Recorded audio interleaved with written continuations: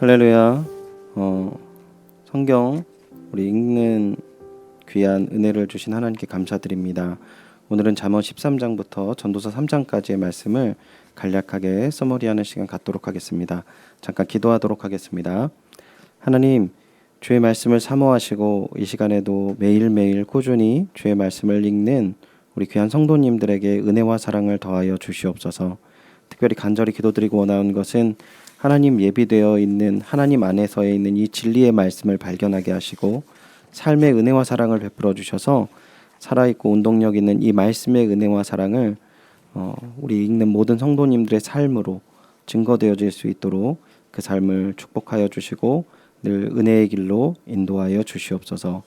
하나님께서 부어주실 은혜와 사랑에 감사드리며 예수님의 이름으로 기도드리옵나이다. 아멘. 먼저 잠언 13장부터 우리가 말씀을 잠깐 보겠는데요. 잠언 13장은 솔로몬이 사람이 자기 안에 하나님의 귀한 성막을 건축하는 방법에 대해서 말씀하시는 것입니다. 지혜를 세우라 말씀하세요. 지혜로운 사람은 아비의 훈계를 듣고 말씀을 듣는 대로 따른다 말씀하십니다. 반면 거만한 사람은 꾸지람을 싫어하고 하나님은 겸손한 태도로 훈계와 책망에 귀 기울이는 것을 지혜라고 말씀하십니다. 이러한 부분에서 하나님의 말씀을 듣는 게 왜 중요한 것인가? 그러한 지혜가 있는 사람은 자신의 입술을 지키기 때문입니다. 입술을 지키는 자는 생명을 얻지만 입을 크게 벌리는 자는 멸망에 이른다 말씀하십니다. 13절 본문을 보시면 말씀을 멸시하는 자는 자기에게 패망을 이루어 계명을 두려워하는 자는 상을 받느니라. 하나님의 말씀을 듣고 또한 그 말씀의 순복함으로 말미암아 자신의 입술을 지키며 입술의 열매로 인해 복록을 누리게 된다 말씀하십니다. 잠언 14장 보시면 정직한 자는 장막에서 흥한다 라고 말씀하십니다. 가정을 대하는 태도의 중요함을 제시하시는데요. 교회의 직분도 중요하고 세상에서 빛과 소금이 되는 것도 중요하지만 가정을 소홀히 해서는 안 된다 말씀하십니다. 그렇다면 어떻게 믿음의 가정을 세울 수 있겠습니까? 여호와를 경외하며 그 삶의 자세로 주님 앞에 정직한 자의 삶을 살아야 한다 말씀하십니다. 5절을 보시면요. 신실한 증인은 거짓말을 아니하여도 거짓 증인은 거짓말을 뱉느니라. 주님 앞에 정직한 삶을 살아갈 때 가정을 세우는 귀한 은혜와 사랑을 베푸신다 말씀하시는 것이죠. 잠언 15장을 보시면 14장에 이어서 계속하여서 말의 중요성, 말로 인하여서 더 어디까지 은혜를 누릴 수 있는가 말씀하시는데요. 지혜 있는 자의 혀는 지식을 선히 베풀고 미련한 자의 입은 미련한 것을 쏟느니라 말씀하십니다. 우리가 하는 말이 곧 우리 자신의 정체성을 결정하기에 우리는 이웃을 살리고 하나님을 영광스럽게 하는 말을 사용해야 하는 것입니다. 23절을 보시면요. 사람은 그 입의 대답으로 말미암아 기쁨을 얻나니 때에 맞는 말이 얼마나 아름다운고. 사람의 말은 그 사람의 삶을 드러내고 하나님께서는 그러한 자의 삶을 받으십니다. 잠언 16장을 보시면 하나님의 주권에 대해서 말씀하시는데요. 하나님의 주권은 9절을 보시면 사람이 마음으로 자기의 길을 계획할지라도 그의 걸음을 인도하시는 이는 여호와시니라. 아멘. 이것은 사람이 하나님께 복종해야 함을 이야기하는 것보다는 우리의 행위를 의지할 수 없기에 완전한 의지처이신 그리스도를 의지할 수밖에 없는 이유를 말씀하시는 것입니다. 그러므로 우리는 그리스도를 믿는 믿음, 곧 그리스도를 직접 바라보는 확고한 믿음 속에서 계명에 순종하며 지혜 있는 사람이 되어야 하는 것이죠. 잠언 17장은 여호와는 마음을 단련하신다 말씀하십니다. 도가니는 은을, 풀무는 금을 연단하거니와 여호와는 마음을 연단하시느니라. 도가니와 풀무가 은과 금을 연단하는 것처럼 시련은 우리의 마음을 연단합니다. 이것은 고난을 그저 고통으로 여기지 않고 성장을 위한 과정으로 여겨야 한다는 것을 알려줌과 동시에 사람의 마음이 중요하다라는 것을 말씀하시는 것이죠. 지혜는 머리에 있는 것이 아니라 마음에 있기 때문입니다. 빌립보서 4장에서 말하는 것처럼 믿음으로 살기 위해서는 지혜가 마음에 들어와야 합니다. 그래서 하나님께서는 우리의 마음을 단련하십니다. 잠언 18장은 지혜로운 자의 귀는 지식을 구한다라고 말씀하십니다. 그리스도 안에 있는 자와 그리스도 밖에 있는 자의 차이가 무엇입니까? 그리스도 안에 있는 자는 깊은 물과 같은 말을 하고 솟구쳐 오르는 시내와 같은 지혜를 소유하는 것입니다. 반면 그리스도 밖에 있는 자는 참 지혜를 배척합니다. 2절 보시면요. 미련한 자는 명철을 기뻐하지 아니하고 자기의 의사를 드러내기만 기뻐하느니라. 주님의 귀한 말씀을 잘 듣는 것, 바로 지혜라는 것이죠. 잠언 19장 보시면 사람은 자기의 인자함으로 남에게 사모함을 받는다 말씀하십니다. 세상에서는 권력과 부를 가진 사람은 환영을 받지만 힘없고 가난한 사람은 외면을 당하는 것이 당연합니다. 하지만 하나님의 나라는 다르다는 것이죠. 하나님을 경외하는 자, 곧 하나님을 마음을 두고 사는 자는 너그럽습니다. 자비를 베풀고 용서합니다. 가난한 자를 불쌍히 여기고 모든 일을 인자하게 대합니다. 또한 겸손합니다. 자기의 뜻이 아니라 하나님의 뜻만이 완전하다는 사실을 믿기 때문인 것이죠. 그래서 하나님의 지혜와 훈계를 기꺼이 받아들이는 지혜로운 자입니다. 잠언 20장을 보시면 온전하게 행하는 자가 의인이다 라고 말씀하시는데요. 위의 것을 따라 사는 삶이 무엇입니까? 권위를 존중하고 화평을 추구한다라는 것입니다. 본능을 따라 살지 않고 지혜를 따라 사는 것이죠. 마음을 깨끗하게 하고 부지런하게 삽니다. 정직하게 말하고 자비를 실천합니다.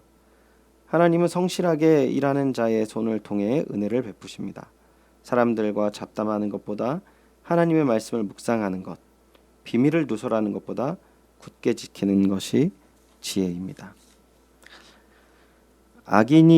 잠언 21장은 악인이 형통한 것은 다 죄니라 라고 말씀하시는데요. 21장은 악의 모습을 구체적으로 표현합니다. 악인은 그 마음이 교만합니다. 수단과 방법을 가리지 않고 돈을 모읍니다. 정의를 싫어하고 남이 잘 되는 것도 싫어합니다. 가난한 사람을 또한 무시하고요. 사치하고 육적인 쾌락을 좋아합니다. 무례하고 게으르고 욕심이 끝이 없습니다. 이러한 사람들이 자신의 마음대로 사는 것 같지만 사실 그들의 모든 삶은 하나님의 통치 아래 있다는 사실을 알아야 합니다. 악인들이 형통할 때 우리의 마음이 찢어집니다.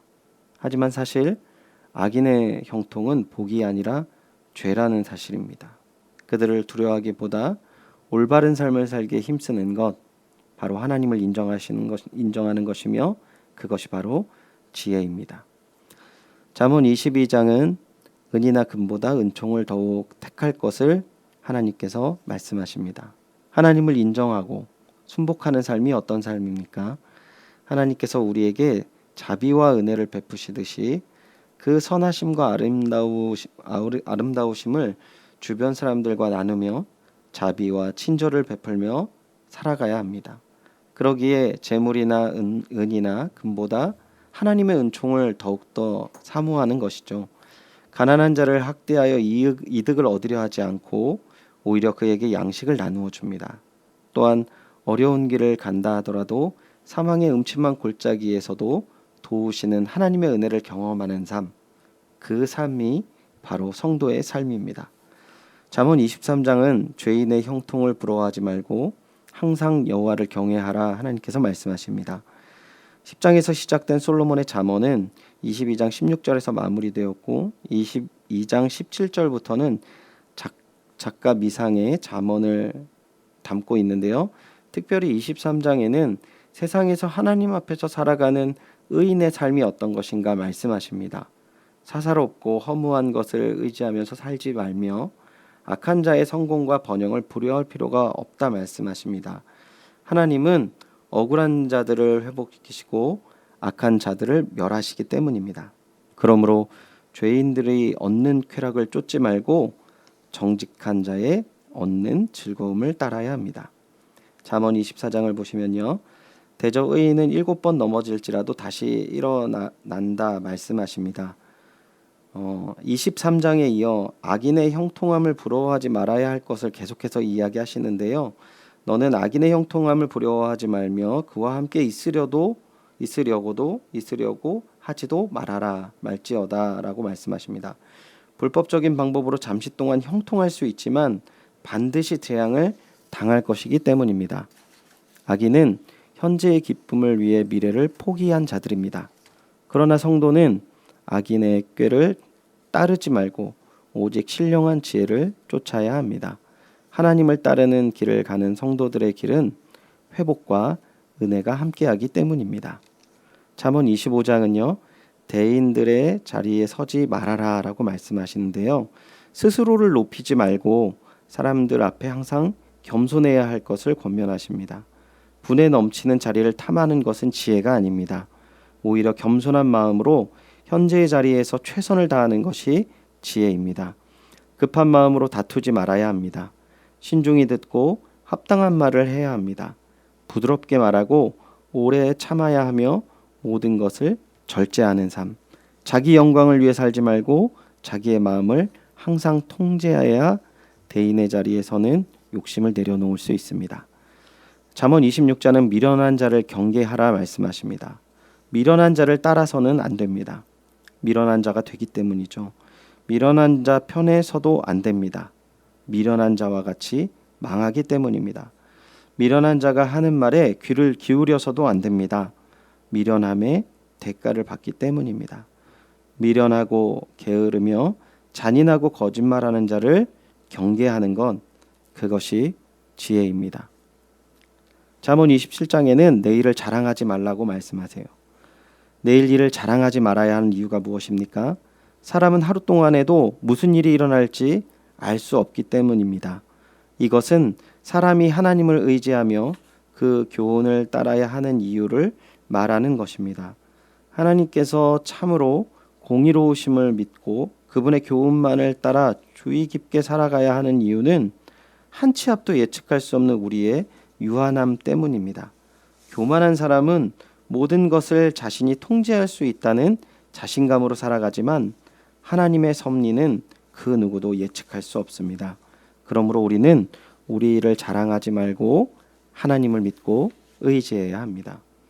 잠언 28장을 보시면 의인은 사자같이 담대하다 말씀하십니다. 우리가 언제 어디서나 당당할 수 있으려면 속임을 일삼는 세상의 기준이 아니라 하나님의 뜻을 따라 살아야 합니다. 하나님은 부당한 방법으로 부를 축적하는 사람을 미워하십니다. 반대로 가난하여도 성실하게 사는 자들을 기뻐하시는 하나님이시기 때문입니다. 잠언 29장은 자주 책만 받으면서도 고집을 부리는 사람이 되지 말아야 할 것을 권면하는데요. 미련한 자는 자주 책망을 받으면서 고집을 부립니다. 그리고 갑자기 패망합니다. 스스로 올무가 될 죄를 저지르기 때문인 것이죠. 분노를 그대로 표출하고 거듭되는 책망에도 끝까지 돌이키지 않는 그 모습으로 심판을 결국 피하지 못합니다. 변명하기보다 수용하고 부인하기보다 자백하는 것, 분노를 통제하며 채찍과 꾸지람을 마땅히 받아들이는 지혜로운 자는 영예를 얻습니다. 잠언 30장을 보시면 나는 다른 사람들에 비하면 짐승이라 라는 겸손한 고백이 있습니다. 아굴이 누구인지 정확하게 알 수 없지만 다만 그가 지혜로운 사람의 특징인 겸손을 갖추었음을 알 수 있습니다. 2절에 그는 자신에 대해 고백합니다. 나는 다른 사람에게 비하면 짐승이라. 내게는 사람의 총명이 있지 아니하니라. 아굴은 하나님의 말씀을 사랑하며 하나님의 완전함을 인정합니다. 또한 거머리를 활용하여 탐욕을 경고하고 계미를 또한 활용해서 부지런함을 권면합니다. 잠언 31장엔 현숙한 여인을 찾으라고 말씀하십니다. 본문의 루무엘이 정확하게 누구인지는 알 수 없지만 대다수의 학자들은 그가 이스라엘 사람이 아닐 것이라고 추정을 합니다.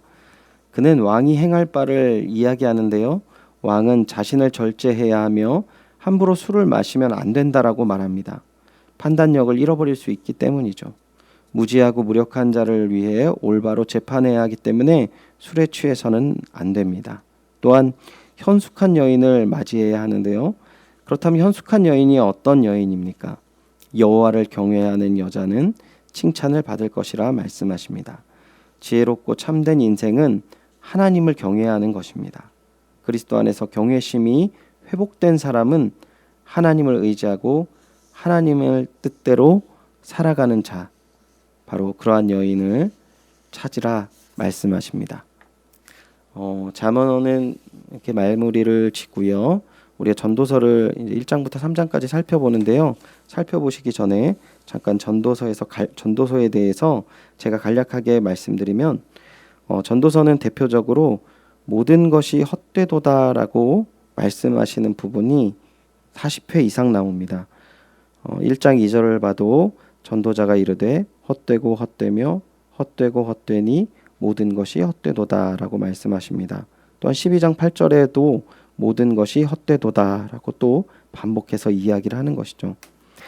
실용적인 잠언과 대비되는 전도서의 내용을 우리에게 허락하신 이유는 실용적인 삶의 모습도 있지만 우리 신자들은 우리 인생에 대해서 전체적으로 바라보는 균형 잡힌 삶을 위해서 우리에게 전도서를 허락하셨습니다.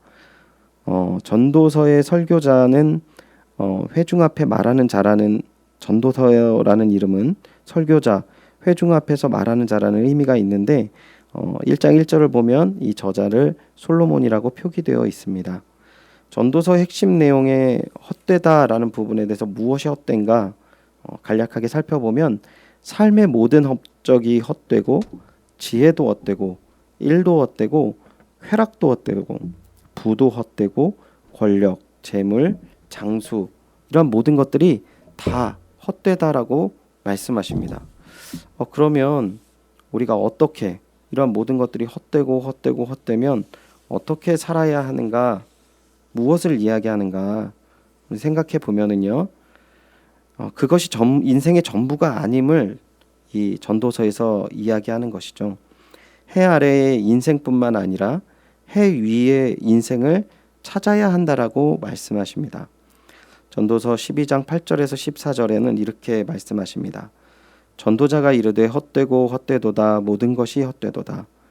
전도자는 지혜자이어서 여전히 백성에게 지식을 가르쳤고 또 깊이 생각하고 연구하여 잠언을 많이 지었으며 전도자는 힘써 아름다운 말을 구하였나니 진리의 말씀들을 정직하게 기록하였느니라. 지혜자들의 말씀들은 찌르는 채찍들 같고 회중의 스승들의 말씀들은 잘 박힌 목 같으니 다 한 목자가 주신 바이니라. 내 아들아, 이것들로부터 경계를 받으라.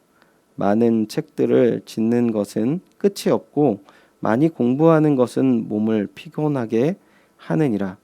일의 결국을 다 들었으니 하나님을 경외하고 그의 명령을 지킬지어다. 이것이 모든 사람의 본분이니라. 하나님은 모든 행위와 모든 은밀한 일을 선악간에 심판하시리라. 아멘. 갑자기 하나님의 명령을 지키라고 말씀하는 것 같지만 여기서 전도자가 이야기하는 것은 우리의 지혜가 아니라 하나님의 지혜, 그 하나님의 지혜로 우리의 인생을 조명해 보아야 진정한 의미의 인생을 발견할 수 있다라고 말씀하시는 것이죠. 우리가 보통 우리의 인생을 생각해 볼 때 부자가 되는 것, 삶의 업적을 생기는 것, 지혜를 쌓는 것, 그리고 아주 일을 잘해서 커다란 일을 이루고 커다란 쾌락을 누리고 커다란 부를 누리고 힘 있는 권력을 갖고 재물을 무한하게 누리고 장수하는 것, 그런 모든 것도 너무나도 중요하지만 그러한 것들로 우리의 인생을 다 해석하고 설명할 수 없다라는 것입니다.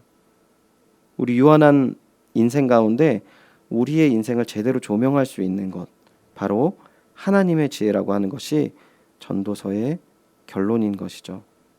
전도서의 말씀을 여러분 읽으시면서 깊은 하나님의 지혜를 또한 누리시고 인생을 조명하시는 귀한 은혜가 있기를 바랍니다. 전도서 1장을 보시면 모든 것이 헛되도다라고 말씀하십니다. 전도자는 이 세상의 모든 것이 헛되다라고 말하는데요. 그 어떤 것도 참된 유익이 줄 수 없다라고 말합니다. 모든 것은 돌고 돌아 제자리로 갑니다. 이것이 세상에 속한 것들의 모습인 것이죠. 이스라엘은 출애굽하였지만 애굽을 동경하였고, 하나님께서 가나안을 허락하였지만 하나님 대신 가나안 사람의 풍속을 따르는 모습을 보였습니다. 하지만 세상 가운데 참된 유익은 오직 하나님께 있습니다. 그러므로 하나님을 신뢰하고 그분의 말씀에 순종하는 것이 참된 유익을 누리고 채우는 삶이 될 수 있다 말씀하시는 것이죠. 전도서 2장에도 계속 이것도 헛되도다라고 고백하는데요. 전도자는 세상적인 즐거움을 추구해 봅니다. 쾌락 속에서 인생의 의미를 찾아보려고 하는 것이죠. 술도 마셔보고 사업을 크게 해보고 자기를 위해 아름다운 집과 포도원도 만들어 봅니다. 돈을 많이 벌어보고 처첩을 많이 두어도 봤습니다. 그러나 그것도 헛되다라는 사실을 깨달았습니다. 그 이유는 이 모든 수고와 노력이 전도자 자신을 위한 것이기 때문입니다. 참된 행복과 즐거움은 사람의 손으로 만들어질 수 없습니다. 행복은 하나님을 위해 사는 자들에게 주어지는 하나님의 선물이기 때문에 우리는 내 자신을 살아가는 것이 헛되다 말씀하시는 것이죠. 전도서 3장을 보시면 만사가 다 때가 있다라고 말씀하십니다. 전도자는 하나님의 주권을 강하게 강조합니다. 모든 일에 때가 있다라는 것, 하나님께서 모든 일의 때를 주관하신다라는 의미인 것이죠. 때문에 우리는 우리의 생각대로 일이 진행되지 않는다고 하여도 조급해하지 말아야 합니다. 하나님의 뜻이라면 하나님 때에 반드시 이루어지기 때문입니다. 우리가 생각하는 시간이 아니라 하나님께서 뜻하신 시간이 정답입니다. 하나님의 때가 있음을 믿고 기다리는 것, 그것이 바로 오늘 허무함을 이기는 지혜입니다. 이 귀한 말씀 하루하루 은혜를 누리시고 늘 그 인생을 조명되어지는 그리고 깨달아지는 귀한 은혜가 있기를 다시 한번 축원드립니다. 마지막으로 제가 한 번 더 기도하고 마치도록 하겠습니다. 하나님, 저희들에게 전도서와 또한 잠언의 말씀을 나누며 읽으며 하나님의 지혜를 우리가 또한 은혜를 누리고 살펴볼 수 있도록 인도해 주심을 너무나도 감사드립니다. 하나님, 우리의 인생 가운데 우리의 생각이 우리의 모든 것들을 결정하고 또한 답답해하고 넘어지고 쓰러지는 것이 반복되는 것이 우리의 인생이 아닌가 생각합니다. 주님, 믿음의 자녀로 온전히 주님의 지혜 안에서 하나님이 세우신 아름다운 인생의 길 걷게 하여 주시옵소서. 특별히 말씀을 묵상하고 읽으며 주님 앞에 나아가는 우리 모든 성도님들의 삶이 하나님의 그 귀한 은혜와 사랑으로 다시금 온전히 세워지며 하나님의 은혜를 누리는 그 귀한 주님의 자녀된 삶, 그 은혜의 삶을 살게 하여 주시옵소서. 허락하실 귀한 은혜와 사랑에 감사드리며 예수님의 이름으로 기도드립니다. 아멘.